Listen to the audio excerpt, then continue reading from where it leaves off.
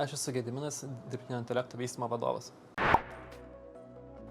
Turėjome tokį logistikos projektą, kur buvo didelis duomenų kiekis ir tikslas buvo ištraukti reikiamą informaciją iš šių skirtingų vietų. Ir jeigu būtume žiūrėję tik tiesiog į duomenų tikslumą, tai būtume galbūt praleidę grinai kainos atžvilgiu, nes tikslas vis tiek buvo ir sutaupyti žmogiškuosius kaštus, yra tam tikra suma. Klientas nori, kad viskas būtų automatizuota pilnai be žmogaus, bet su dirbtiniu intelektu ir mašininiu mokymuose taip retai kada būna ir iš tiesų vertė pradeda kurtis dar pakankamai anksčiau nei tada, kai gaunasi pilnas automatizavimas. Dėl to žmogaus reikia ir jisai reikalingas ir naudingas.